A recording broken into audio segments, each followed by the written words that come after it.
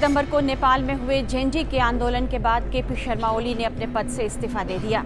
उसके बाद अराजक हो चुके नेपाल में फिलहाल सेना ने हालात को अपने काबू में कर लिया है। कोई हिंसक घटना नहीं हुई है। इस बीच देश में अंतरिम सरकार बनाने की कोशिशें भी तेज हो गई हैं। आर्मी हेडक्वार्टर में इसे लेकर जेएनजी और अफसरों के बीच दूसरे दौर की बातचीत सुबह 10:30 बजे शुरू हुई। इससे पहले 10 सितंबर की शाम को भी पहले दौर की बातचीत में कोई नतीजा नहीं निकला। सेना ने सभी पार्टियों नेताओं से अपनी राय देने को कहा है। इसमें गैर राजनीतिक और निष्पक्ष चेहरे के रूप में सुप्रीम कोर्ट की पूर्व चीफ जस्टिस सुशीला कार्की पर सहमति बनती नजर आई थी। सेना ने कहा कि अंतरिम प्रशासन पर कार्की से चर्चा की जाएगी, लेकिन अब नेपाल की मीडिया जैसा बता रही है उसके मुताबिक सुप्रीम कोर्ट की पूर्व चीफ जस्टिस सुशीला कार्की के नाम पर सहमति नहीं बन पाई है और उनके नाम पर अंदरूनी विरोध होने लगा है, जिसके बाद अब रेस में कुलमान घिसिंग आगे हो गए हैं। मीडिया रिपोर्ट्स के मुताबिक नेपाल के लाइट मैन कहे जाने वाले कुलमान घिसिंग का नाम पीएम की रेस में सबसे ऊपर आ गया है।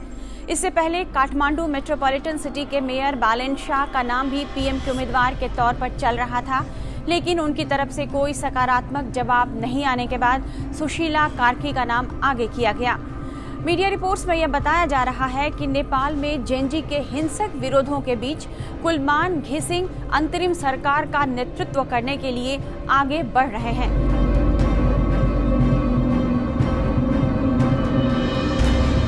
सुशीला कार्की के पीएम पद की संभावित उम्मीदवारी को लेकर जेएनजी गुट के नाम से बयान भी सामने आया है। बयान में कहा गया है कि संविधान के अनुसार पूर्व चीफ जस्टिस और जज इस पद पर नियुक्ति के लिए योग्य नहीं होते। साथ ही 70 वर्ष की आयु पार कर चुके होने के कारण वे जेएनजी का प्रतिनिधित्व भी नहीं कर सकती।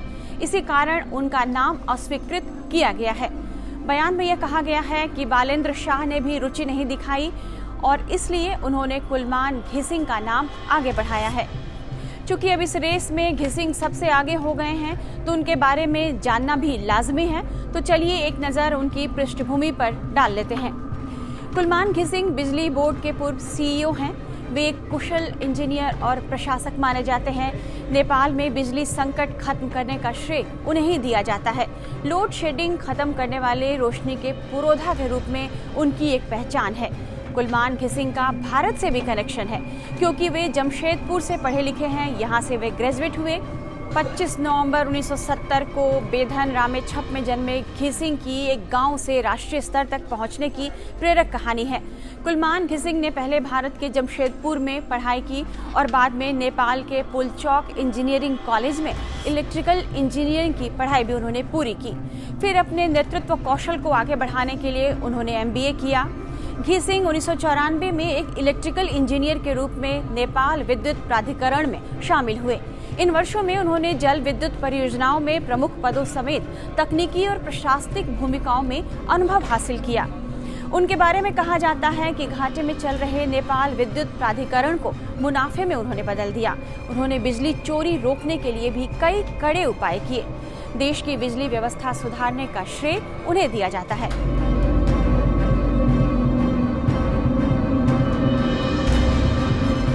2016 में घिसिंग ने उस अवधि के दौरान NEA का कार्यभार संभाला, जब नेपाल 18 घंटे की लोड शेडिंग से जूझ रहा था। 18 घंटे तक की बिजली कटौती होती थी।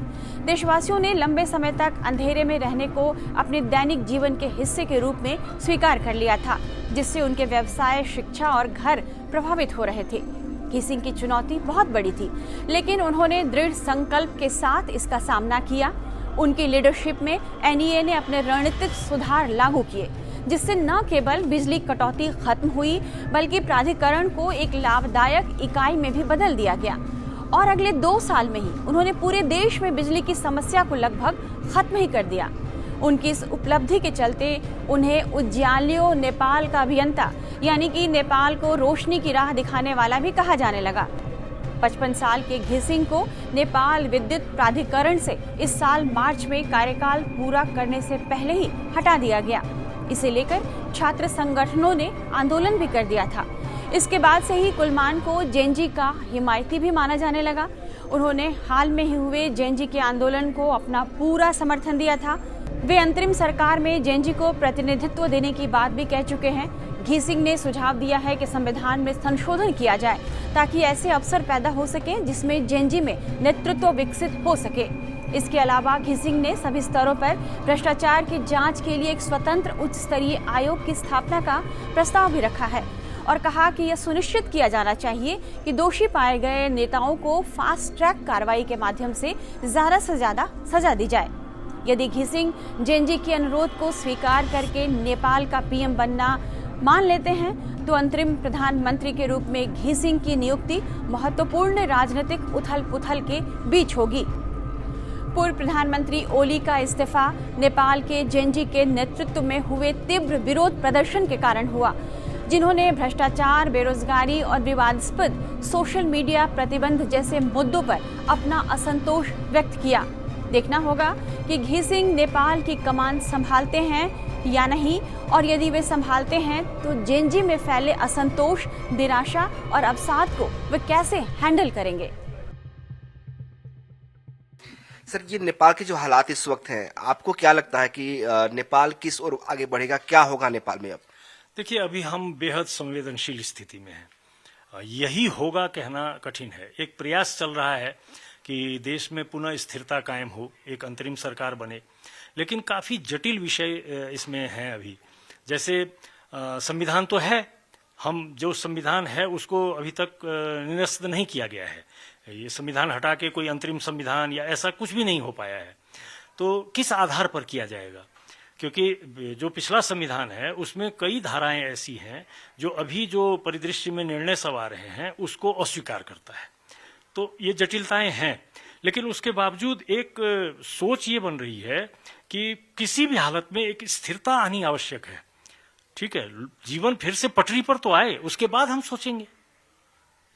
एक कंसेप्ट आ रहा है, एक विचारधारा भी है कि जो नेपाल का अस्तित्व था, जिस पर जो नेपाल की पहचान थी, जो हिंदू राष्ट्र, उसे दोबारा स्थापित किया जाए। नहीं, ये आवश्यक है, इसमें कोई दुविधा नहीं होनी चाहिए। इसके बारे में अभी हम देख रहे हैं कि कई कॉर्नर से इसके विरोध में कई तरह की विज्ञप्तियां आई हैं और वो प्रदर्शन वगैरह की बात भी कर रहे हैं। लेकिन ये पिछले 62-63 के बाद जब से ये धर्मनिरपेक्षता का यहाँ पर प्रवेश कराया गया, उसके बाद से कभी शांति आई है? यहाँ नहीं आई है। हमें ये समझना होगा कि ये पशुपतिनाथ का देश है, ये गौतम बुद्ध का देश है, ये सीता का देश है, ये मुक्तिनाथ का देश है, ठीक है, ये पाथीभरा का देश है। तो इस देश का मूल पहचान ही हिंदुत्व है। ये धार्मिक देश है, ये तपोभूमि है। हम जब तक अपने धर्म पर वापस नहीं लौटेंगे, यहाँ शांति नहीं होगी। तो इस विचारधारा के मानने वाले लोग यहाँ पे हैं, क्या उनकी आवाज सुनी जाएगी? यहाँ के बहुसंख्यक लोग इसी विचारधारा के हैं। राजनीतिक दल के नेताओं को वोट बैंक में अधिक आकर्षण होता है, इसलिए वो उनके मन में है, लेकिन वो बोलना नहीं चाहते, बोलते नहीं, डरते हैं। उन्हें लगता है कि उनका वोट न कट जाए। लेकिन यथार्थ ये है कि आज के डेट में आम नेपाली जनता हिंदू राष्ट्र के ही पक्ष में है, क्योंकि ये तो नेपाल की एकमात्र पहचान थी। जी। तो अभी जो प्रोटेस्ट हुआ है, वो जो जेनजी प्रोटेस्ट जिसे कहा जा रहा है, उसकी मांग तो अलग है। तो अगर वो गवर्नमेंट फॉर्म करते हैं तो फिर ये कल्पना, ये जो विचारधारा है, तो नहीं, उसका कोई मतलब नहीं रहता। जेनजी के बच्चों ने जो प्रोटेस्ट किया है, उसके पीछे का मुख्य कारण आपको भ्रष्टाचार और नेपोटिज्म के कारण एक जो आक्रोश और एक जो निराशा थी, उससे उपजी हुई वो परिस्थिति थी। और वो एक बारूद का ढेर बन गया था, जिसमें पलीता लगाने का काम हो गया सोशल मीडिया के बैन में। ठीक है, तो जेनजी ने जब अपना प्रोटेस्ट शुरू किया था, अगर आप उस दिन का जेनजी का जो वक्तव्य सब है, अगर आप उसका अध्ययन करें, इवन सुबह 9 बजे में जब जेनजी के बच्चे वहां जमा हुए थे मैती घर में, तो उन्होंने जो अनाउंसमेंट वगैरह किया था, उसमें इतना वायलेंट का कोई संभावना था नहीं। तो सरकार ने गोली चला दी, 19 बच्चे मारे गए, उसके बाद ये वायलेंट हो गया। उसके बाद तो आम नेपाली जो है यहाँ, ये कोई जेनजी का प्रोटेस्ट नहीं रह गया। लोग भ्रष्टाचार से आजिज तो थे ही, इन नेताओं के दम्भी व्यवहार से लोग परेशान तो थे ही, ऊपर से इन्होंने गोली चला दी। तो वो नाराजगी इतनी वायलेंट हो गई कि आज हम काफी गंभीर स्थिति में हैं।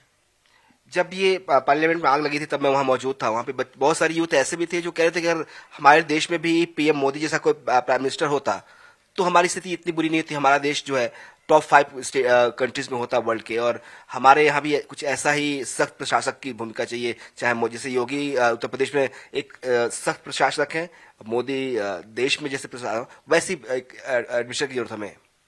देखिए, आपने भारत के जिन दो नेताओं का नाम लिया है, ये सख्त प्रशासक और अच्छे नेता बाद में हैं।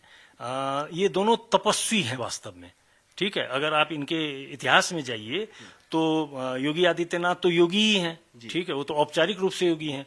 और मोदी का भी आप अगर इतिहास देखिए तो वो तपस्या करके आए हुए हैं, ठीक है। तो ये वास्तव में तपस्वी हैं, क्या ऋषि मुनि सब हैं। तो घूम फिर करके तो फिर वही धर्म पर ही पहुंच गए हम। मैं इसीलिए बार बार कह रहा हूं कि जब तक हम धार्मिक भावनाओं की ओर वापस नहीं जाएंगे, क्योंकि वो हमारी पहचान है, ठीक है। काठमांडू में अगर आप देखिए तो यहाँ के नेवार जो हैं वो सबसे ज्यादा यात्रा करते हैं, यात्रा अर्थात उत्सव, मेला, ठीक है। तो उसका मुख्य कारण वही है कि ये हमारा जो है सामूहिक उत्सव जो है, हमारा सामूहिक समारोह जो है, वही हमारी पहचान है, वही हमारा जीवन है। हम जब तक उसमें वापस नहीं लौटेंगे, कोई भी राजनीतिक व्यवस्था, कोई भी राजनीतिक व्यक्ति यहां पर अगर आएगा तो कुछ दिनों के लिए ऐसा लगेगा कि अब चमत्कार हो गया, हम कुछ नए चेहरे देखेंगे, लेकिन घूम फिर करके फिर हम वहीं पहुंच जाएंगे। शुक्रिया, बात में धन्यवाद, थैंक यू। धन्यवाद।